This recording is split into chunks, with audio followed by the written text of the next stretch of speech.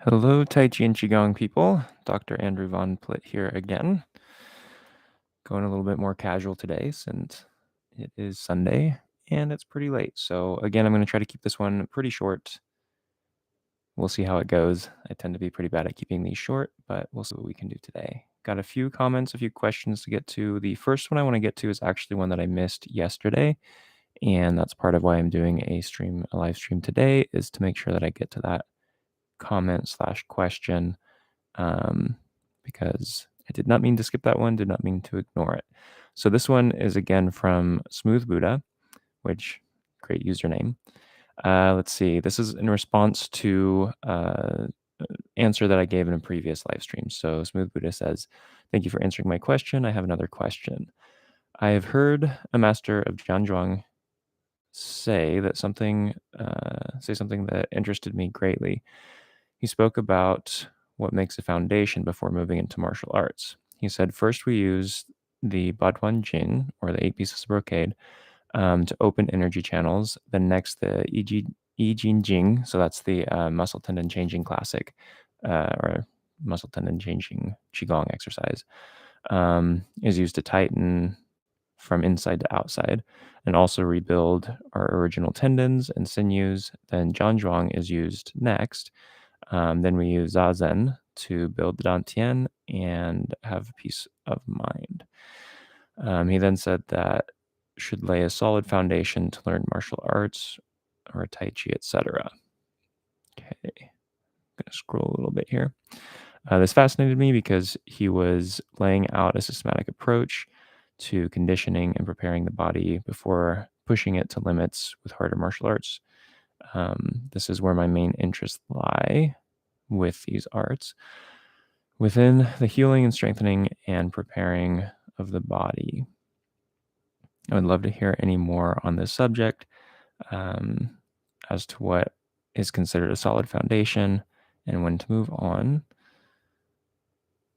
So sounds like Smooth Buddha is really just looking for additional thoughts on what was said by that John Zhuang instructor. I wish I found this out years ago, because I hammered my body for years with Western weight training, circuits, and cardio with no regard for strengthening of the internal organs. And I paid a heavy price in body and mind for this. So I'm trying to rebuild a stronger physical foundation of health and well-being. Well, I'm sorry to hear that was your experience. That's a very common experience. A lot of people get into fitness and they just think that it's all about going hard all the time, and they thrash their body and they don't do well afterwards. So I wouldn't say that is a failing of Western weight training or cardio or circuit training. I would say the way those things are applied, the intensity, the amount, the duration, all these things are really, really important aspects of that. So I'm going to get back to that in a minute, but I'll go back to the original part of this question, which is talking about the order of the Qigong series, or the Qigong sequence that you're going to learn. So, I mean, this is totally fine. If you want to go through the sequence that way, go 8 pieces brocade, I Jin Jing, and then where it was next, Jian Zhuang, and then like the Zazen or seated Qigong, or however you want to do that. That's totally fine. This idea of doing all of these things before you go on to martial arts training to build a strong foundation,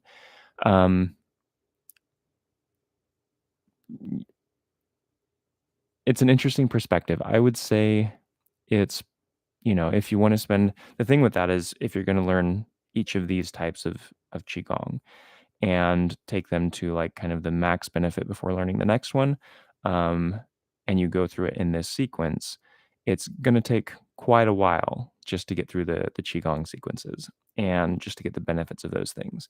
And so after, potentially a very long period of time working on just those things, then you'll start with just the basics of the martial arts side of things. And, this isn't a horrible way of doing things, but it's better if you're going to do this if you start as like a kid, if you're going to follow this sequence. This isn't an ideal sequence for someone who is later on in life, whether that's even like late 20s, early 30s, or later than that, because the amount of time that it's going to take to go through that sequence before you start your martial arts training is basically going to be like, it's just gonna take too long for you to get to anything in the martial arts training that's gonna be useful. It's kind of a, I don't know if that's the right way of saying that, but I'll just say it's one approach. It's a better approach if you're starting really young. Um, the thing with this is for building the body for martial arts training, even if it's internal or external martial arts, the training itself is what helps build the body for the martial arts use, the application, and the training of the martial art helps transform the body. So in Taiji specifically, Taiji itself is it is not just Qigong, but it has aspects of Qigong and health benefits that are similar and related to Qigong. So it can be used as a type of Qigong. Now, that's really beneficial because you can be using that both for training the martial art, you can be using that for the health benefits of Tai Chi and as a type of Qigong that you're doing as well. So you kind of get a lot of things in one place and they all work together synergistically. With this idea of starting with one and going to the next and going to the next, that's fine. Um, and it's usually best to learn one thing at a time, right? You wouldn't want to try to learn all those types of qigong and, a form of tai chi and whatever else. It's good to start with one thing and learn that before you move on to the next thing. So that's fine. The way it's worded here, it sounds a little bit like you're wanting to use the 8 pieces of brocade to open the energy channels, and you're not moving on to the I Ching Jing until you've opened the energy channels with the 8 pieces of brocade. And everyone moves at a different pace. So you may have learned the sequence of the 8 pieces of brocade, but you may not have fully opened your body in the way that you can with the 8 pieces of brocade um, by the time that you've learned the sequence. So if you're waiting for that to be complete, it's going to be a while before you move on to it's going to be a while, which is the I Ching Jing. The downside that I see with that is movements in Tai Chi can also help open the body's energy channels. Um, really, standing post Qigong can help do that too. And so what you can do if you're doing the 8 pieces of brocade to supplement your Taiji training and your standing post Qigong is you're getting multiple directions of getting to that goal. And so I think it's probably more beneficial to start with standing post Qigong because that's going to be the most foundational of these things. Um, of course, that's how I was trained. I'm not saying this instructor is wrong. That's just my perspective. But I think that's a really good starting place. Um, let's see. Did I answer that well enough? I hope so. I think that it is a very fascinating idea to do this so sequentially. To start with just the 8 pieces of brocade and get the most out of that you can before moving on to the next thing. But I also think that there's this kind of ideal way of approaching training, and then there's a realistic way of approaching training.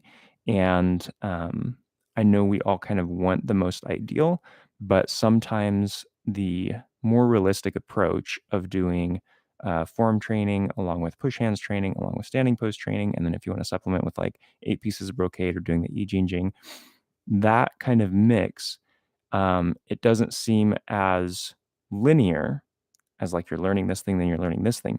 But at the same time, it's giving you, I think, more opportunities to really understand each of those things because you're making your body access these concepts from different sort of perspectives, from different practices, from different exercises that all complement each other. So it's not like they're working against each other, but at the same time, they are different enough that they give more input, more information to you in your training. So I think that doing those things together is more useful than doing them just one at a time, um, if that makes sense. So I hope that makes sense. I feel like I rambled a little bit there, but I do think that's a very interesting approach. I don't think it's necessary because you can come. I'm going to go on to the next part where you're talking about the Western training, the circuit training, etc. So with that, if you approach your internal arts training, your qigong, your tai chi, all of that with the same kind of intensity as like the Western weight training, the circuit training, the cardio, you can end up with injuries. You can end up with burnout. You can end up with overuse injuries. You can end up with the same things if it's not a balanced approach to exercise. If it's not a balanced approach to these arts. So it's not just the type of exercise that you're doing, it's how you strategize the amount, the intensity, the frequency, and pay attention to what you're feeling in relationship to that, what your body's capable of doing when you're pushing yourself too far, when you're overtraining, versus when you are making sure you're balancing your training with relaxation, with recovery, um, with all those things that are necessary to make sure that you're not overdoing it, basically. So, and I know that there is a culture in the Chinese martial arts, and well, I guess kind of all traditional martial arts, just kind of just push, push, push, and I think that that is kind of a mistake. Uh, from my own perspective, what I've seen, what I've yeah, experienced. So I think that it's best to take a balanced approach. I think it's best to listen to your body. I think it's best to um, do be consistent, but not necessarily pushing yourself to your limit every time you're training. So I think it's better if you're going to be doing like John Zhuang, for example. I think it's better to do 5 minutes a day every day of the week than 30 minutes one day of the week, right? Because that consistency allows your body to re-engage, relearn, uh, kind of experience what you're supposed to be experiencing with that, even if it's a small amount. I think that that's better than if you were to do it, just large amounts every once in a while. So, yeah, I, I think I'm done answering that. I hope that was helpful. I hope that answers your question, Smooth Buddha. Um, and then I wanted to give you uh, a resource. I'm not sure if you're familiar with Dr. Andrew Huberman. He does the Huberman Lab podcast. He's a professor of neurobiology and ophthalmology at Stanford School of Medicine. Really, really good information that he puts out. He has a YouTube channel. He has all I can think of is the word blog right now, but uh, you listen to it. Totally blanking. It is almost 11:30, so I think my brain has gone to bed already. Um, but yeah, so he puts out great podcast. That's the word I was looking for. He has great podcasts. He just did a series where he interviewed Andy Galpin, which is um, basically a professional top level trainer, um, who's done lots of research in the field of sports and nutrition. And there's a whole video dedicated to just recovery. And I think if you were to look into that series that he does, Dr. Huberman with Andy Galpin, that you're going to get a lot of really good information for how you can assess when you're overdoing it, how you can recover, and how to really like kind of repair your body from the overtraining that it sounds like you did in the past. Another resource that I would like to give you is Mind Pump Media. You can go to their website. I think it's mindpumpmedia.com. They also have a podcast, and it's a group of trainers that have a lot of experience with training, and it is very weights, cardio, circuit training, like those kinds of exercises. Like it has nothing to do with Chinese martial arts, but based on their experience, based on their knowledge of how the human body works, they do a really good job of structuring programming for workouts, for exercise, and for you to tell when you're overdoing it, how to avoid overdoing it, and keep yourself safe as you're going through that kind of exercise. I think that a lot of times those kinds of exercises like strength training, circuit training, cardio, all those things get a bad rap because of the way that they're presented and the way that they're done. People are always just hammering themselves, pushing themselves, pushing themselves, pushing themselves. They don't pay attention to the importance of recovery. They don't pay attention to the importance of mobility. And so if you have a program or trainers that can help you like make use of all the tools that are available to help your body improve, not just hammer yourself into the ground, you're going to get much farther, and you're going to move toward health instead of exhaustion. And so with Mind Pump Media on their podcast, sometimes they do get a little political, and everyone is welcome to do whatever they want, of course, with their opinion, with what they share. I don't always agree with the things that are said on that podcast, but I think the information overall is really good, and I think it's worth looking into. Um, just know that going in that there are sometimes some political commentary on it. So those are a couple of resources. I hope that's helpful to you. I hope that kind of lets you get back into other forms of exercise that potentially you enjoyed in the past, and then I hope you can take those concepts of training volume and intensity and what you're basically expecting from your body and balancing that with recovery time and recovery strategies. So, yeah, that was a very long-winded rant, but I hope that's useful for you.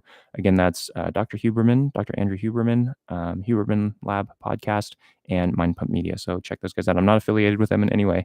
I just really appreciate the information that they put out. So thank you for that comment. I hope that was helpful information. I'm going to move on to the next comment here.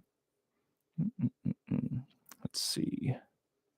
Did that one yesterday. Okay, so got another comment in response to my video yesterday from Alan Henney, and he is a subscriber. So thank you, Alan, for being a subscriber to this channel. Really appreciate it. And thank you to all the subscribers out there for being subscribers. Alan says, thanks, that helps. This is in response to what I said in my last live stream. Based on that, I'm going to try adding mindfulness meditation into my life. I'm beginning to learn being of sound mind and body is a full-time undertaking. By the way, pretty good job on pronunciation. In English, it's Henny. So in the last video, I wasn't quite sure how to pronounce the last name, and so he graciously gave me the correct pronunciation. So I hope I'm saying that correctly, Henny, as the last name there. Yeah, so it takes a lot, especially when things are going kind of crazy in the world, and it seems like things have not been exactly calm in the world for some time. So yeah, it can take a lot of work to kind of keep yourself in your center and be mindful and not let yourself get pulled too far, too fast in any direction without kind of, maintaining your center. So it can take a lot. I hope that including mindfulness in your daily activities is very helpful for you, and it helps you find that kind of sound, calm place that you're working for. So keep up the good work. Thanks for the comment. Glad to hear that my comment was helpful in the previous video. All right, let's move on. The next one is from Kirk Mills. This is a supporting member. Thank you, Kirk, for being a supporting member, and thank you to all the supporting members out there. This is on a previous Q&A video live stream, and Kirk says, thank you for the insight. I recently had my first deep meditation, and then I opened my eyes, and that was it. I have not been able to get back. Thank you for your comments, as I feel I was trying too hard. So I'm not sure I fully understand the comment with having your first deep meditation and when you're opening your eyes, not being able to get back. I'm not sure if you're saying you felt like you were so deep in the meditation, you've not been able to fully come out of it, or if you feel like after that meditation, you felt like you haven't been able to go back to meditations or go back to that deep place of meditation. But there's a couple things there, so I'll just approach both of those since I'm not exactly sure which one you meant in the comment. When you have a very deep meditation experience or a very deep Qigong experience, sometimes it is hard to kind of come out of that and get back to the real world, or to shift your focus back to the real world.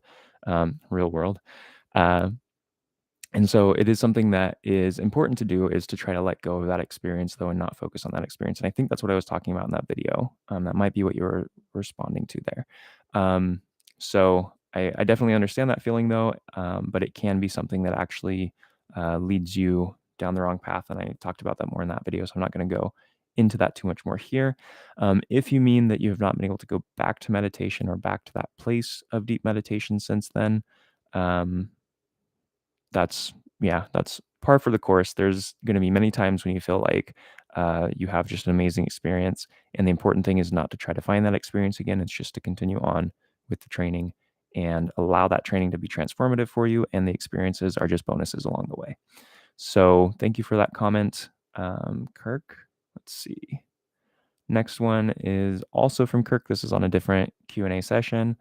Kirk says, very insightful. As a rock drummer and being able to move all limbs freely, I never really have to think about it all so much. The movements, after I learn them, come so naturally, but the meditation that I do may help.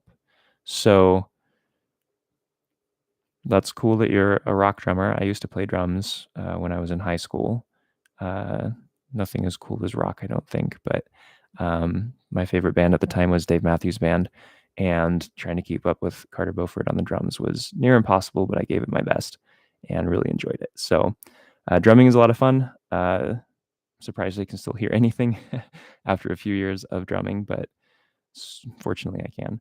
Um, so with the comment about the limbs being able to move freely and not really having to think about it much, I assume that's referring to the drumming um, and the movements coming naturally, and the meditation that you do may help. I think what you're saying there is that the meditation may help you kind of enter your flow state when you're doing drumming. I found that meditation was helpful for that when I was drumming, and in most things that you do in life. If you give yourself some time, even if it's just 5 minutes a day, to just you don't have to do a fancy meditation, but just focus on your breathing. It can be incredibly helpful for getting you into flow states later when you're working on things or doing something like music. So I do hope that the meditation helps you. But I'm glad to hear that you're enjoying drumming, and keep it up. Drumming is a lot of fun. Let's see. And then we have one more comment from Kirk Mills here. This one is, I think, on the last Q&A session I did yesterday. Let's see. Kirk says, I've been watching your old Q&A videos. Lots of awesome information, by the way. Glad to hear you're enjoying it. Glad that information is useful for people, and it's not just me rambling for no good reason. Let's see. It sounds like the traditional way to learn Tai Chi is starting with standing post and then silk reeling. I would love nothing more than to know what the traditional process, start to finish, that you went through in China. I'm just looking for the outline: standing Qigong, then silk reeling, and so on. And that is where I want to start. I understand it can get boring, but I would love to try to do it in the traditional order. Thank you. Okay, so this is a great comment, great sort of question too, um, about the traditional order of training. So this is something that you'll hear different opinions on. One opinion, and this is one that I've heard frequently, is that you do want to start with just standing posts for like your first year at least. And that's just daily. You do your standing post, that's your training, that's it. And the next day you do the same thing. And a lot of times what you do is you start with a long period of standing post. So it's not like you start with a small amount and work up, which I think is the better way if you're going to do that. Start with a small amount, allow your body time to adapt so you don't cause problems, especially early on when you're not sure about your alignment and you're more likely to be putting too much pressure on a joint or standing cattywampus, something like that. If you're doing shorter periods of that, you can find those errors more easily and then work up.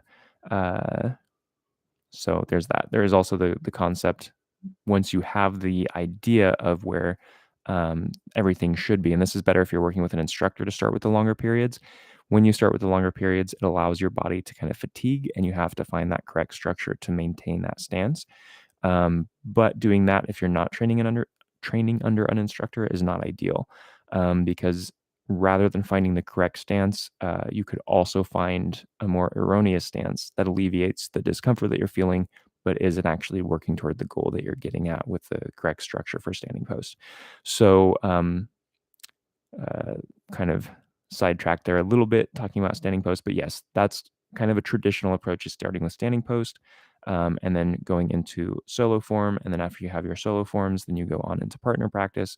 And then it kind of depends. Sometimes you do solo forms, open hands, solo forms, weapons. And then after you do all of that, then you go on to partner practice. Sometimes you do solo empty hand forms, partner practice, and then go on to weapons. Depends on who your teacher is. So those are the traditional approaches that I have heard of most. An older traditional approach that I've heard of um, is actually kind of flipping that on its head. So you start with the partner training, and this to me makes more sense. And I feel like if I was to start teaching again, I would probably do this more, because it makes more sense. My first martial arts training was in Aikido, and in Aikido, at least there weren't when I was training it, there are no forms. Like there's no solo training. It's all partner training. The reason is because you're learning to manipulate your partner's force, their energy. They're coming at you with a punch. You can't manipulate force that's not there, right? And so the whole idea is you're always training with a partner when you're training. And the downside to that is you can't train. Like you can do your step turns, you can do sword work, things like that when you don't have a partner around. But you know, your training depends on having another person there to train with. So, and this matches kind of an older way of training, is learning partner drills, learning techniques, then learning forms to kind of keep in memory, keep it in body, like muscle memory, keep in mind memory, the techniques that you've learned how to do with a partner. So you actually, and this is more martial focused training, you do partner training, and that is the foundation. And then you supplement that with the form training. And you will find out really quickly if you're doing it wrong when you do partner training. And you don't find out as quickly if you're doing it wrong when you do solo training, because it's easy to have something look fairly correct and still not have the internal mechanics there. And so I like that, like, older way of training, and I've not heard a lot of people talk about that, but that one jives with me more. I think that makes more sense. Now, as far as my training goes, I did not follow the year of standing post training. When I was training in China, there was kind of a more, like, I would call a more realistic approach to training because none of us were starting as kids, right? We didn't have, uh, our entire childhood coming up to adulthood to get all of those, like a year of standing posts, then, a year of just this basic thing, and then mastering this thing and going all the way through.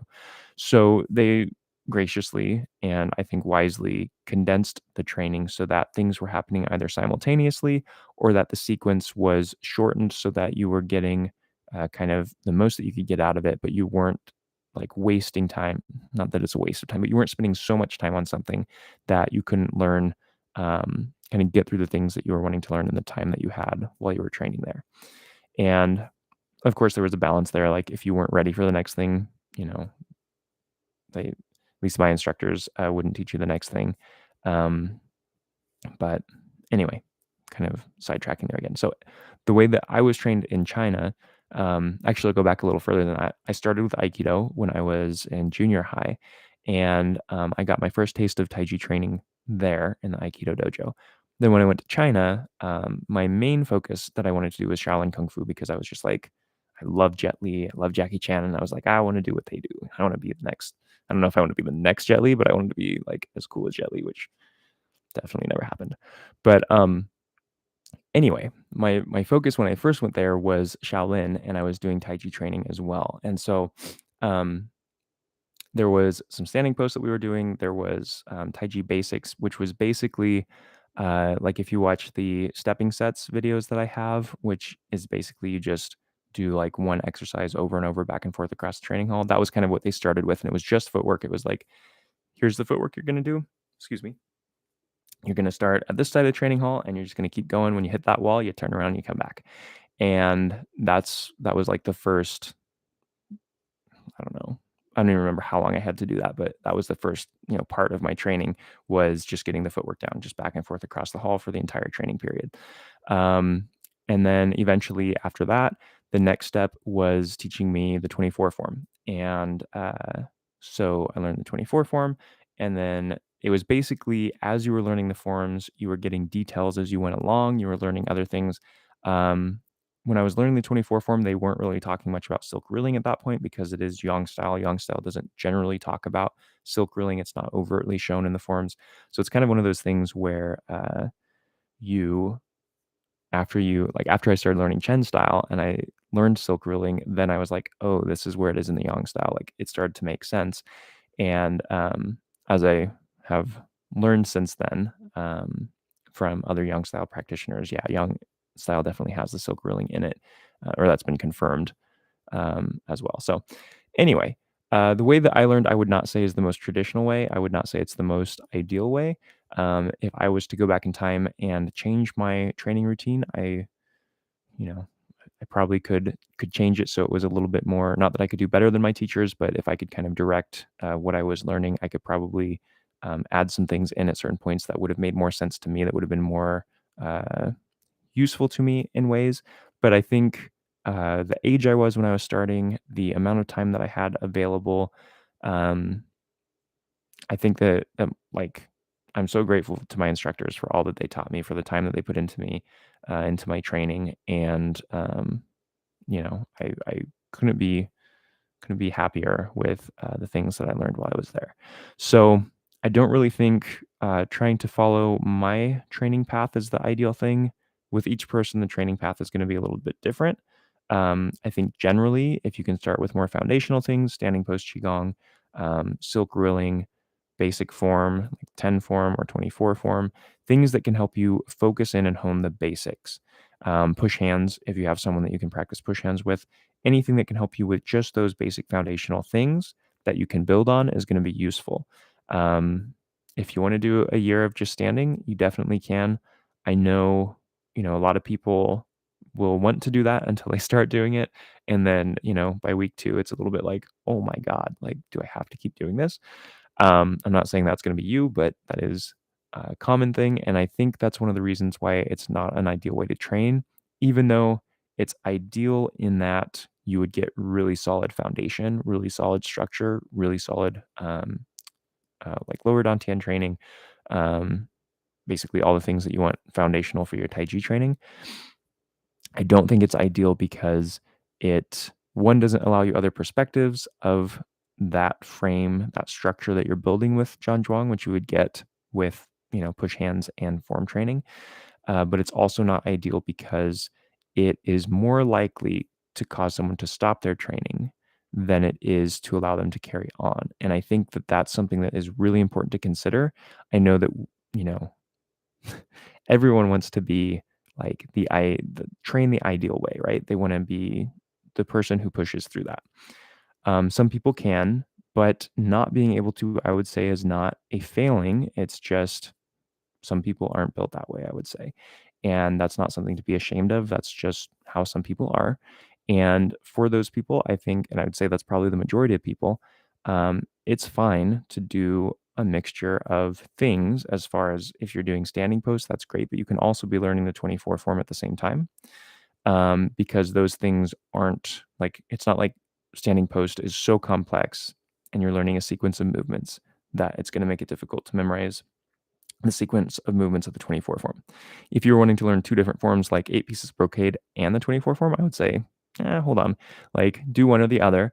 But if you're doing standing post, you can supplement that with all kinds of other training, and it's not likely to cause a problem, one way or the other. So, yeah, I think I've kind of rambled on. I hope that was helpful information as an answer.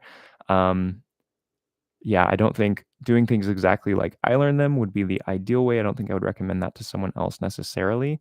I would say, again, number one, if you can find an instructor in your area, do that. That's going to be your best bet because they're going to be able to help direct you and see the things that you need to work on and help you work on those things. And then if you're going to be learning on your own, you can do standing post, you can do 10 form or 24 form at the same time and try to connect those as much as possible so that your standing post, um, structure and form goes into the moving form that you do. Also, take the movement postures from the form that you're learning and turn them into standing post postures. Work those together, and that's going to be a great starting place. So, yeah, I think that's I also want to say, at least as far, obviously I wasn't around hundreds of years ago in China to know if this is true or not. But what I have heard, kind of the lore, is one of the reasons that you would start with such a foundational exercise as standing post Qigong and do that for a year or 2 years is because it was a bit of a test. And the test was by the instructor to see, one, are you someone who's actually committed enough for me to invest more of my time in you?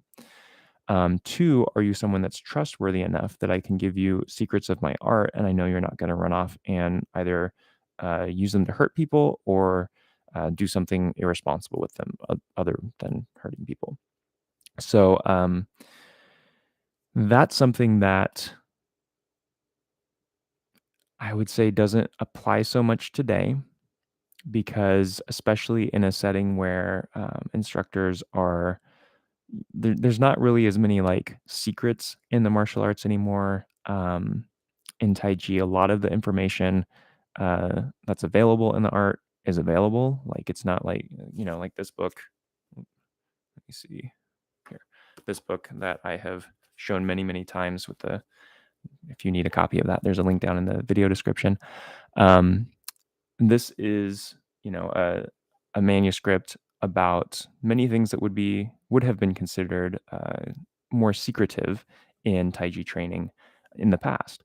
And now you can order a copy of that on Amazon. So, a lot of the things that um, an instructor would really be trying to make sure a student was trustworthy enough to learn is kind of already out there.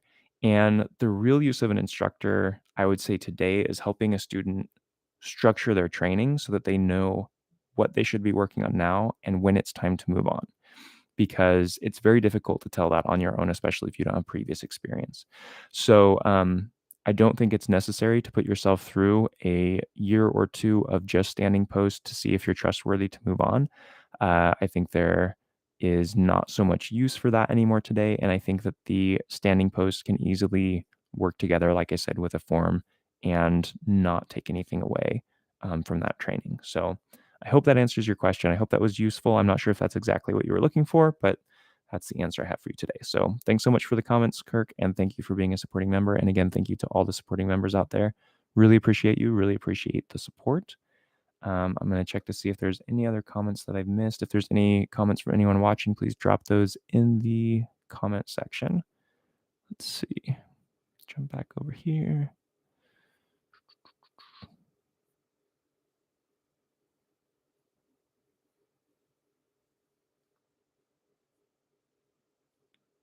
I don't think I missed any comments this time. Fingers crossed. All right. Close that out. All right, and it doesn't look like there's any comments from those watching, so I'm going to wrap this up because it is almost midnight and I really want to go to bed. So thank you all for watching. Thank you for your interest in Tai Chi and Qigong. Thank you for your support. I wish you all the best, and I will see you again soon.